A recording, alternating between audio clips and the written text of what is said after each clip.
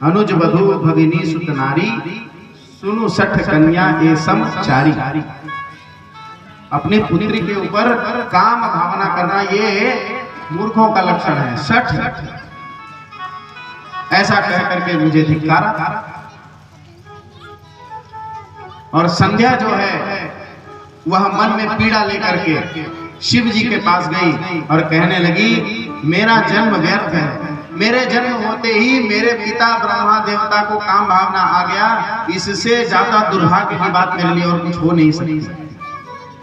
इसलिए मैं चाहती हूँ प्रभु कि अब मैं इस संसार से चली जाऊं, मैं समाधि ले लूं, मैं आत्महत्या कर लूं, इतनी ग्लानि है। शिव जी ने कहा, देखो आत्महत्या करना ठीक बात नहीं है, तुम एक काम करो, वन में चली जाओ, वशिष्ठ ऋषि तुमको आएंगे और शंकर नाम का उपदेश देंगे, भगवान का नाम का उपदेश लेकर के तुम खूब तपस्या करना। वशिष्ठ ऋषि आए, उनको दीक्षा दी, दीक्षा देकर के खूब तपस्या की। तपस्या के पश्चात भगवान पुनः शिव जी प्रसन्न हुए और उन्होंने कहा कि वरदान मांगो।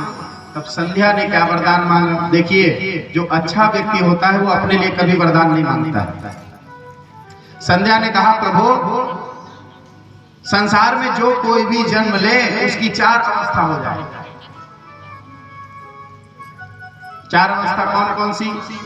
पहले शिशु अवस्था में पा रहे, कुछ समय तक तो उसको संसार का भान ही ना हो, फिर उसके बाद वो बालकपन में आए, फिर वो जवान हो, तत्पश्चात वो बूढ़ा हो, और जब वो जवान हो तभी उसके अंदर काम भावना आना चाहिए।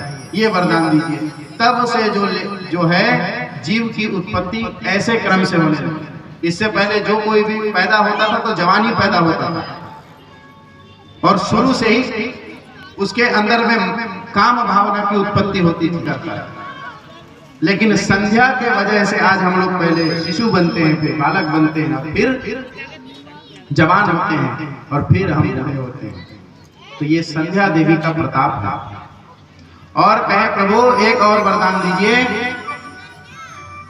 सूर्य जब संधि के समय हो, संधि का मतलब अगर सूर्य रात्रिकालीन है और प्रातःकालीन हो रहा है, तो रात्रि और प्रातःकालीन का जुड़ाव जहां पर जोड़ हो रहा है उसे संधि कहते हैं।